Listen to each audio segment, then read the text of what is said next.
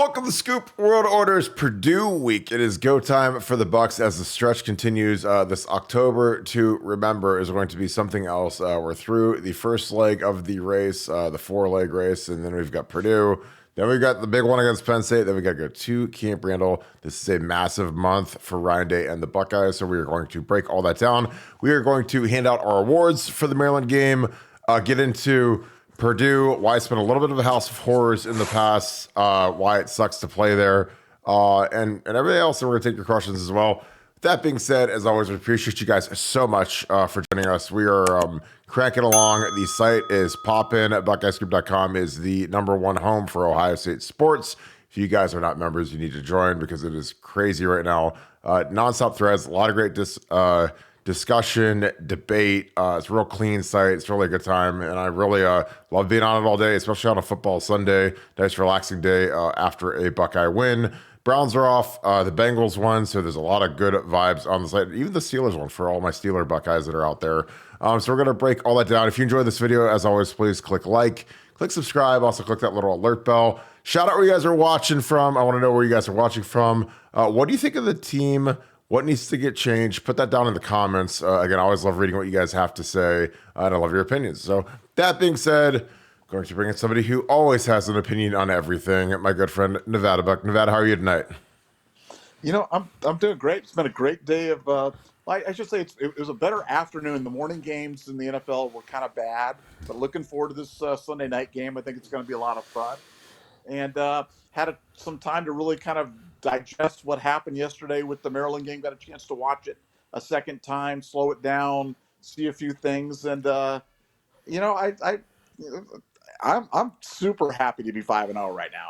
And for me, it's kind of funny when I see, there's a site. I'm not going to name the site, but there's a site right now that's going all in on the let's fire Ryan Day strategy. And so every article they come out with is like super negative, and I'm just like, what is your deal? Like I'm no Ryan Day apologist, and I don't think that everything he does is awesome, but like fire Ryan Day. I mean, like I have to be the toughest fan base in America that when you can beat an undefeated team that comes into the stadium and we beat it by 20 points, we cover the spread, and there's more articles about firing the coach the next day. It's just, I mean, I know Ryan Day gets paid $10 million, but it's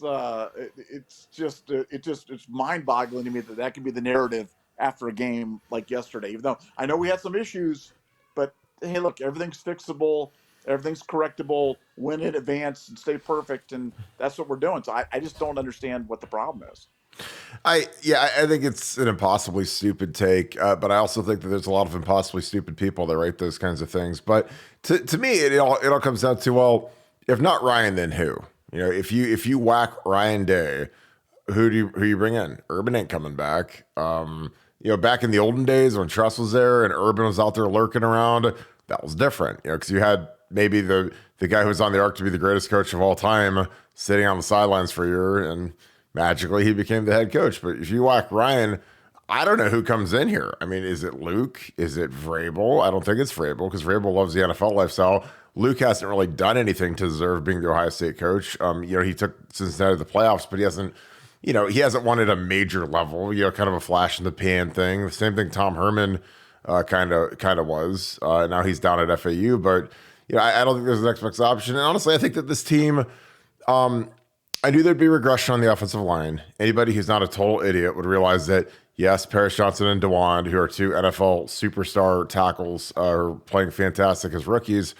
There's Josh Fryer and whoever the left tackle ended up being Jimmy Simmons. They were not going to be at that level. Luke Whippler was fantastic. I didn't think Carson Hinsman as a freshman would be as good. So there are struggles on the line.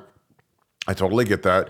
But that being said, still undefeated, still rolling along, and I think that there's a lot of positive stuff. Now, are we great in short yardage? No, but we weren't great when we had Paris and DeWand and Nick Petit-Frere and Thayer. In 2021, people all whined about short yardage because we had too many tackles playing. In reality, it's more that our scheme just sucks. I'm just being real. We do everything the hardest way possible. I watch teams that have inferior talent convert consistently. Then you sit on Sunday and you watch Jalen Hurts convert every single 4th and short during the little sneak deal that they do, and other teams are starting to copy that. I think it's a schematic thing. I think that if you're not great if you don't have dominating interior linemen, Donnie Jackson should be that, but he's just not playing like that right now.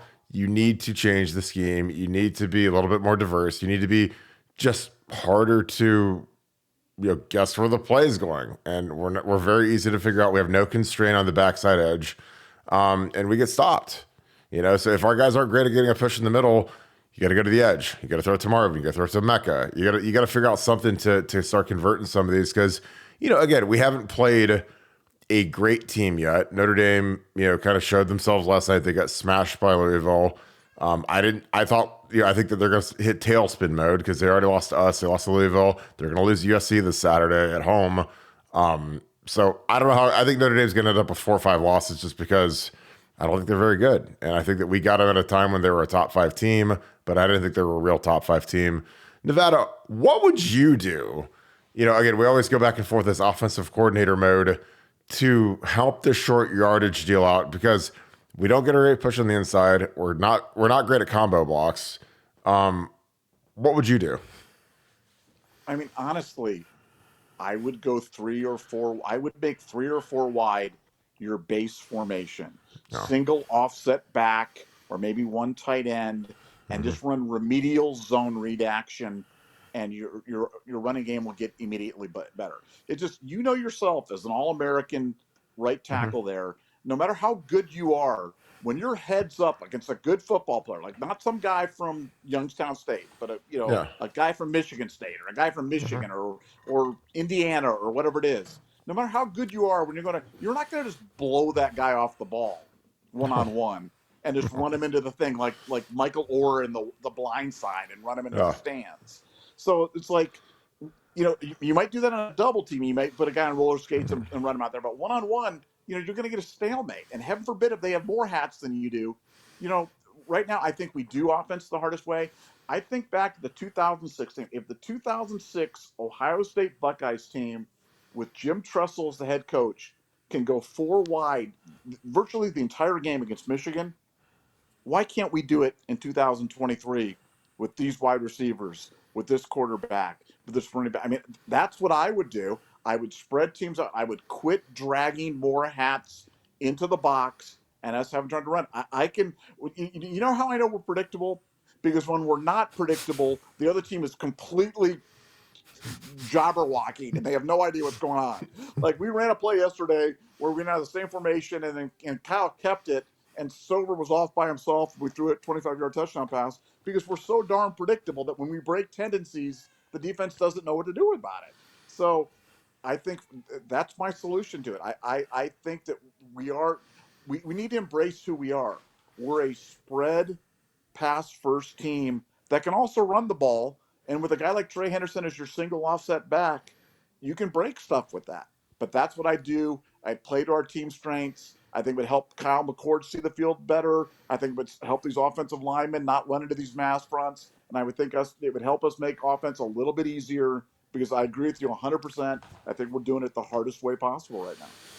Yeah, and I agree. And if we can, you can go look up how many yards we rushed for against Michigan that game. We ran on them. But, they had Alan Branch, who played like 13 years in the league. He weighed like 350 pounds. It was like 6'5", 6'6". So he was the biggest guy we ever played against in terms of just physical stature. Woodley, honestly, their front was better than Florida's. I know nobody wants to hear that, but they actually were. Go look at their NFL careers versus the Florida guys' careers. It's not even close between Woodley and Branch. Even Terrence Taylor was like a 2nd or 3rd round pick.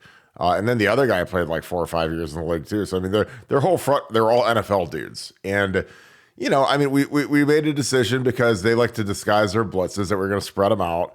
And again, when I was a young neophyte in football and I didn't really know what was going on and I was this young guy, I was like, all right, let's slide up, pound it, and hope for the best. But then, when I worked with Urban and I saw the advantage of the spread, when you have speed out on the edge and they have to defend that speed. And then all of a sudden you have like a jet motion and you have jet sweeps and you have all these different, options in an offense, where there's eye discipline and you have to follow a lot of motion and a lot of there's just more disguising of who's getting the ball. And then all of a sudden, you hand it to the fullback or the quarterback runs it, or you do the jet sweep. And it all kind of looks the same, but you don't know who's getting the ball. It's just so much harder to defend. I mean, I honestly, I watched it like the masterclass for me was sitting on the sideline when we were playing the Gators and they whooped us. And I was like, wow, that offense is really tough to defend. And they weren't great up front on the offensive line. I mean, they didn't have a single guy on that '06 Florida Gator team. Not a single one of those guys that started in that game got drafted. None of them. And they absolutely mauled our D-line that had Vern Golson, Jay Richardson, Quinn Pitcock. I mean, those guys are All-Americans, NFL draft picks. Vern was a first-round pick. But it was the scheme. I mean, it was very hard to defend. It was a lot of running side to side. Our guys were gassed. I think that tempo is something that can help out in short yardage because if you get to 3rd and 1, 3rd and 2, you go right to the line. The defense doesn't have time to adjust or substitute. You can catch them while they're gassed, and you can come off the rock and just whoop them and get that quick yard. But again, the benefit to loving football, the way that Nevada and I do, is that we'll sit and watch football from noon on Saturday all the way till 1 a.m. or whatever it was last night, and then we'll get up the next day and we'll watch the London game and watch football until we literally do this break on Sunday between the 4:30 games and between Sunday Night Football. Well, hey, let's jump on. We got a 40-minute window where we can get an audience between this and the big night game that's on NBC, and we just watch and study football all day. What do other teams do? What teams that are incredible at short yardage, like namely the Philadelphia Eagles, which I mean they're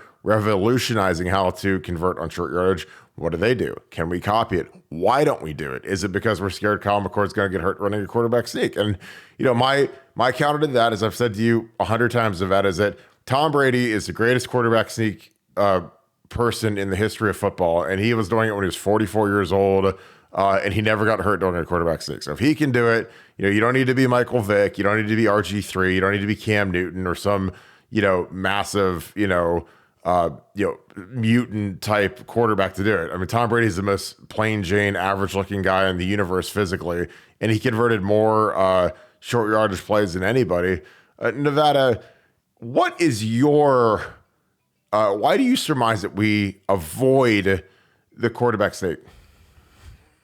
Well, I mean, it's clear that Ryan Day is afraid of getting the quarterback hurt. I mean, that's a simple little statement, but that's just it. Now, is it because Ryan was a quarterback himself? Is it because Chip Kelly? I mean, Chip Kelly came out with a really strong thing about running the quarterback. You better have two because you're going to get a guy hurt. And so I think Ryan Day has just taken that to an extreme right now, where we just won't run the quarterback at all. C.J. Stroud runs more with the Houston Texans in 5 games than he has in 2 years at Ohio State.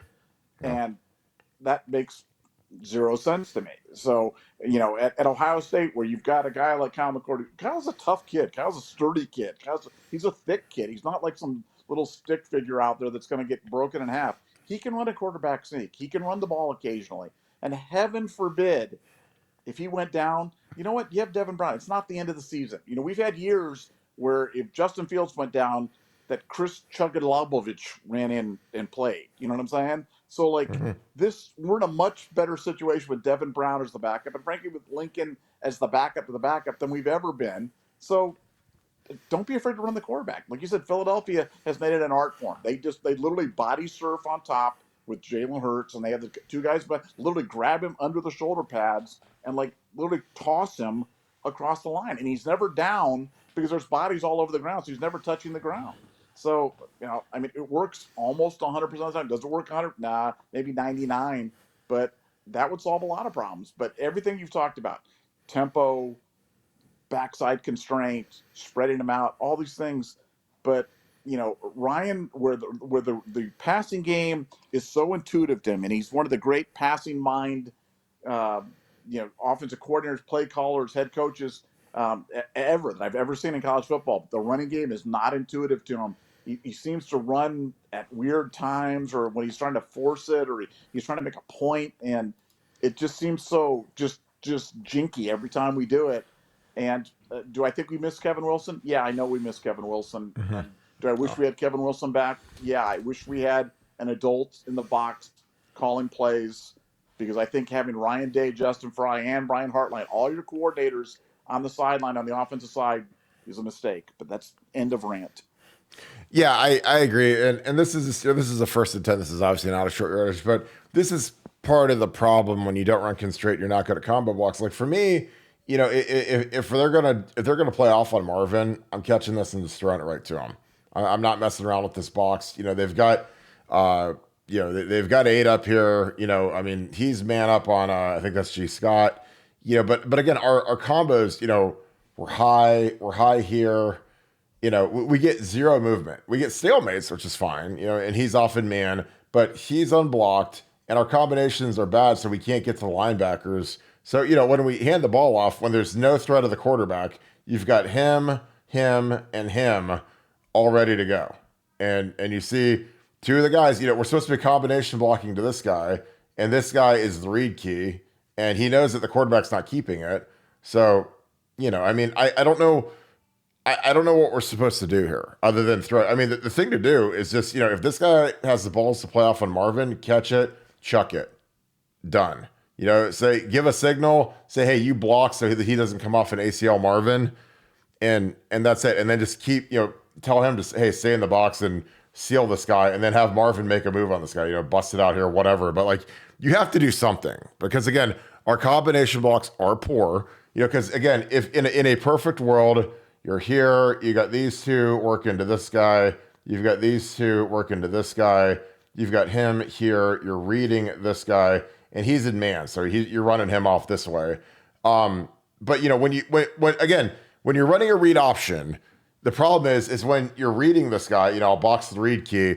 If you never pull it, and again, this is a correct read. I mean, he does not crash down and take the running back, so but he knows that this guy's not taking. He knows Kyle's not taking it, so. He sits right there, and as soon as it's handed off, he's making the tackle for a gain of a yard. So, again, I just think that when you've got that box like that, you have to help the play out. Because that play is dead before it arrives. Even if you combo block perfectly, you still have that end sitting there right on the line of scrimmage to tackle the back. And I mean, I don't know. Like again, that was not a good front. They've had good athletes, but that's not Michigan. That's not the teams that we're going to see potentially in the Big Ten championship. The teams that are going to see in the playoffs. And I think when they're loading up the box and they know they're expecting run, you're predictable. You do run. I think you got to get Marvin involved. I think you have to call a smoke screen. Again, I think that's a nice easy throw. It's another target for Marvin or Emeka. I like Emeka in this a lot better because he's shiftier. But that's just my opinion. Again, I have sympathy for the offensive line because, again, I played on bad offensive lines. I played on good offensive lines. I coached bad offensive lines. I coached good offensive lines. So I'm not some sort of savant, but I've seen these issues before and they're fixable. And sometimes, if, it's like in war, you don't attack a walled city. You figure out a different way to attack the city. You don't attack a walled city because you're going to burn up your resources. So when you attack a front like that, and you've got 3 guys, you've got, again, you have to know through 5 games what your line is good and what they're good at, what they're not good at. They're really good at pass protection. Again, we haven't given up many sacks. We got a young quarterback. Sometimes he's a little skittish back there. So he took a couple bad sacks this past week. But in general, the pass pros have been pretty good. So that's a strength. Run blocking, work in progress. So I think you just got to keep grinding these guys in practice, keep working the combination blocks. Again, I think that what they did in training camp was a travesty to these guys, the way they were rotating them through multiple huddles, 3 different huddles, left and right side. So they had zero chemistry starting the season. Now through week 4 or 5, I think they're getting a little bit better, but it's not to the point where it needs to be, especially if you got to go up to Ann Arbor and go play a real team. But Nevada, what are some other positives that you gleaned from the Maryland game? Because again, I keep going back to, I rewatched the game again today. Like Josh Proctor is just playing out of this world good. I mean, there aren't many guys I'd be happier for to become an All-American, get a tree in Buckeye Grove than that kid, just because he's on that trajectory. If he can keep it up and keep that consistency and keep making those big splash plays. Because again, he's not calling him Malik Hooker. Malik Hooker's a first-round pick, best ball hawk safety that I think I've ever seen for that 1 year. But he's making those kinds of plays, those impact plays. He's ferocious in the running game. He got that timely pick 6. What are some other things that are really standing out for you? Because again, like Proctor and Ransom were two of the top four guys on the field yesterday, in my opinion. But I'd love your thoughts on that. Well, let's draw a contrast between if we're looking for, okay, have we improved, or is this version of the Buckeyes better than last year's? Just think about last year's Maryland game. Okay, similar Maryland team, played against them, gave up a ton of points, couldn't stop them, had problems with them all day. This year, defensively, I mean, the defense won the game. The defense gave up that one, short field touchdown. They gave up another touchdown at the beginning of the second half, and then a field goal. And other than that, stopped them near the goal line, stopped them on fourth down, had two interceptions, had an interception for a touchdown. I mean, just made big plays after big plays. And to me, that's like the biggest difference between the Ohio State between 2023 and 2022. And now going to the offense, man, you've got the deepest Ohio State receiver room that we've ever had. We've got dudes all over the place. You've got Carnell Tate, who is the next great one, and we all know that. We've all seen this story before. I mean, you've got Fleming, you've got Marvin, you've got Emeka, you've got Brandon Ennis, you've got Jaden Bowden. I mean, you've got guys coming out the yin yang. Why wouldn't you just put them out there in the field? Let's just terrify the opposing teams. And that, like you said, that doesn't mean you can't run. You guys ran for a ton of yards against Michigan in 06, running four wide. Because you can still run out of that. That's not like we're not abandoning the run. We're just spreading them out and make them defend the field. Let's not run into the thing where you've got 8 guys in the box. Where to get a successful play, it's got to be 2 successful combo blocks, and then the running back's got to defeat the unblocked defensive end read guy who's coming off the edge. I mean, that is doing offense the hardest way. Let's make them go with 4 down linemen and 1 linebacker, and let's give Trey a chance to beat 1 guy. Let's outnumber them. Let's run the zone read action and make them make a decision. But that's what I would do. If I was Ohio State, I would embrace that fully. I think that plays to our strengths, and you can win a national championship playing football that way. So, I mean, that's what LSU did in 2019. I'd sure as heck do that for this year's 2023 Ohio State team. Yeah, I agree. Like I mean, it's not always going to be beautiful and pretty and whatever, but I mean, last year's team obviously was fantastic with CJ Stroud and Paris and DeWand. But this team, they're not to the level yet of last year's team, just because last year's offense was like an A+ offense, it was an A- offense.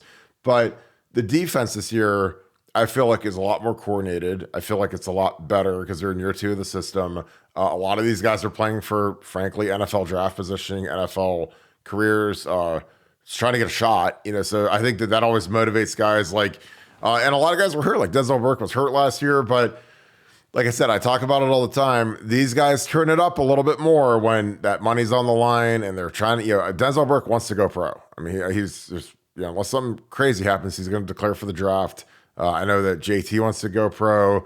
I don't know if Jack can go pro if he doesn't have any sacks, but it's, Mike Hall wants to go pro. Like a lot of these guys that are 3rd-year guys, like they're turning up, Tyleek, because they want to go to the league. And there's nothing wrong with that. Like that's not a negative thing.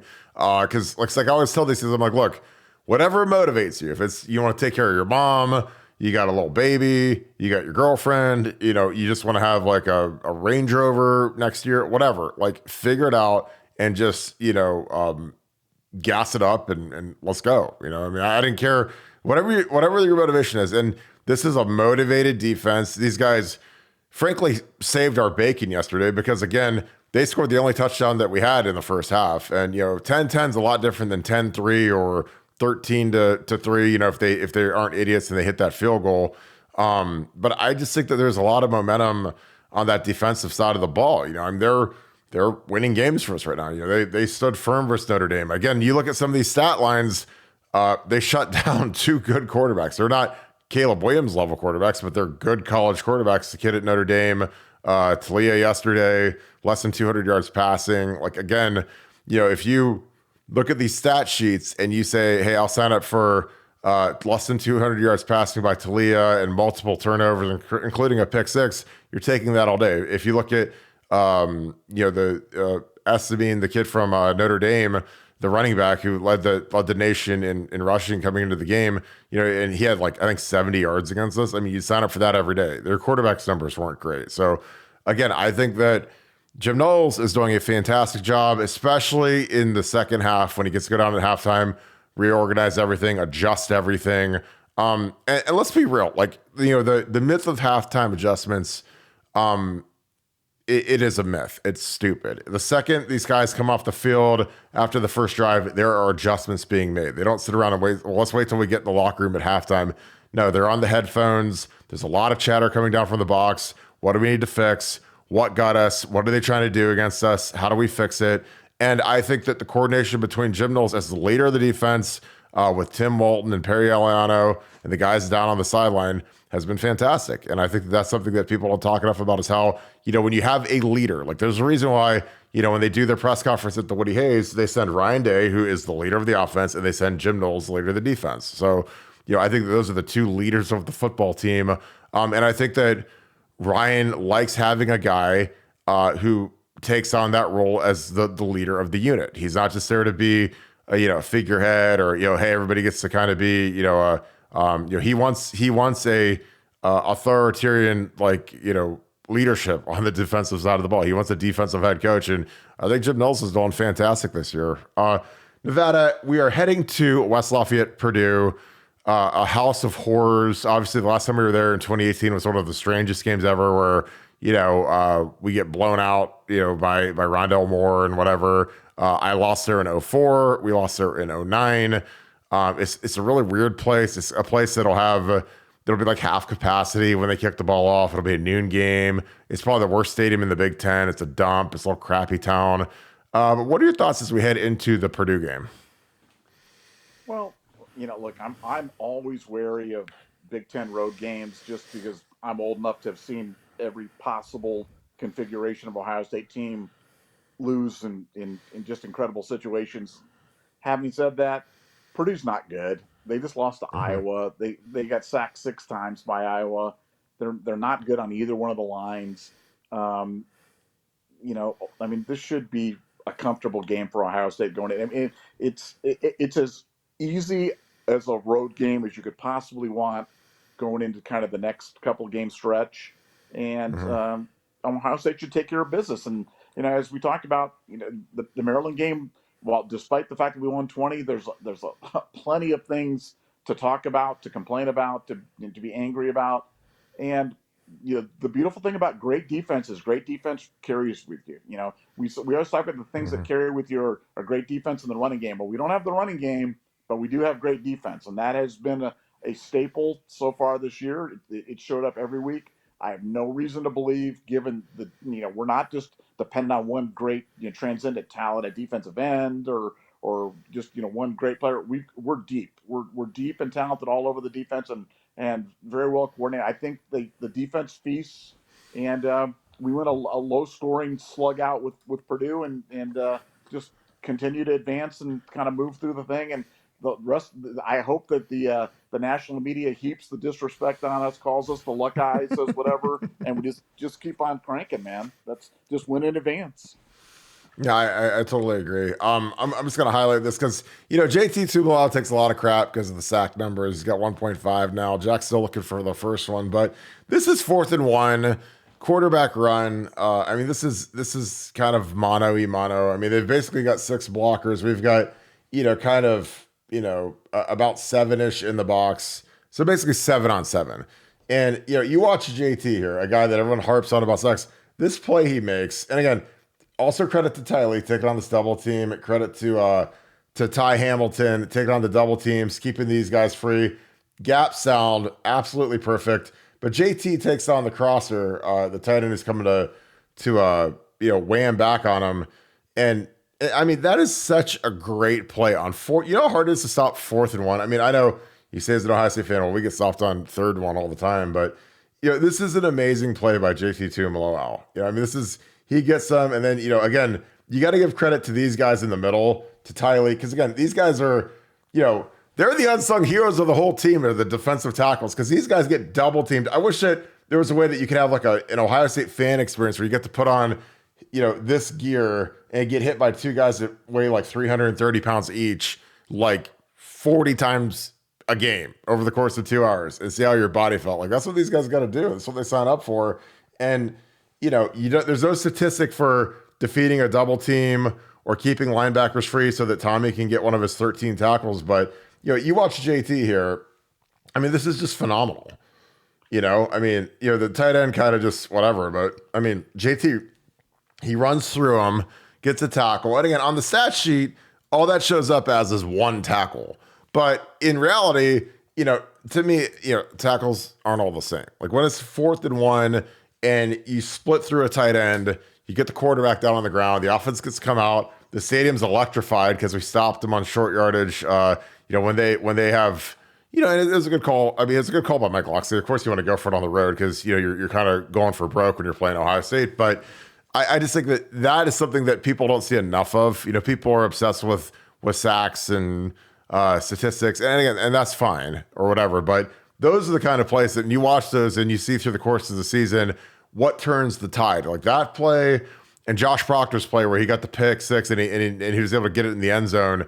Those are plays that change seasons. I mean, I've seen that Michigan game with Malik Hooker, man, when we look dead to rights, man, and he gets a pick six. Jerome Baker matches the quarterback's hand. The ball goes popping up the air, and Malik comes down with it, runs it back to the end zone. Like that electrified the whole stadium, and we were like a cadaver at that point. So there's just certain moments that you just have to like take into account when you see big time players do stuff like that. With that being said, Nevada, any final thoughts? I know that the game's getting ready to kick off, but what are you thinking? How are you feeling about the team? And let's wrap this thing up. I'm actually feeling good. I mean, I am excited that we're 5-0. I'm excited that I really went all in before the season on the fact that we'd have a great defense, and I would have been stunned if we didn't. And the fact that they're delivering and getting better every week, and I mean, because it's one thing to be a good defense and stop the other team. It's another thing altogether to start creating turnovers and big plays and pick sixes, like you said. Those, I mean, when you talk about the most electric plays in the stadium history, I think of Gamble intercepting that ball against Penn State. Yeah. In 2002, where he took it back, and I mean, those were like those defining moments where the crowd just goes completely crazy. And I'm excited for the defense, and I really do believe that the offense's problems are fixable. I think Ryan Day's a smart guy, and I think we're going to start seeing some fixes. But man, spread them out, Ryan. Mark Catoni, I know you're listening to this because you listen to everything we do. Spread them out. Use our talent. Put our best players on the field. We have better wide receivers than anybody in the country. Let's get them all on the field. And with all due respect to Gee Scott and stuff, like, let's take him off and put Carnell Tate on or Brandon Inniss on. That's a better matchup than dragging another tight end in the box. Signed, your friend, Nevadabuck. Oh, and also happy birthday, Mark Pantoni. It's his birthday tomorrow. So I know that Nevada Uncle Buck has got a giant ham getting delivered to the Woody Hayes tomorrow with Mark Pantoni's name on it. So we'll be excited for that. Love it. All right. Well, with that being said, we're going to wrap this thing up. Again, we appreciate you guys tuning in as always. Thank you guys so much for tuning in. You guys, the site is on fire, BuckeyeScoop.com. If you guys want the best online experience for Ohio State sports, that needs to be your new home. I appreciate you guys so much. If you enjoyed this content, please leave us a like, click subscribe. Also click that little alert box. If you want just more Buckeyes as we get into the stretch run, again, the site is on fire, BuckeyeScoop.com. Check it out. If you try it, you'll probably love it. You'll probably never leave. So with that being said, I hope you guys have a great rest of your day. Thank you so much, Buckeye Nation, and thank you, Scoop family. I'll talk to you guys tomorrow. Go Bucks.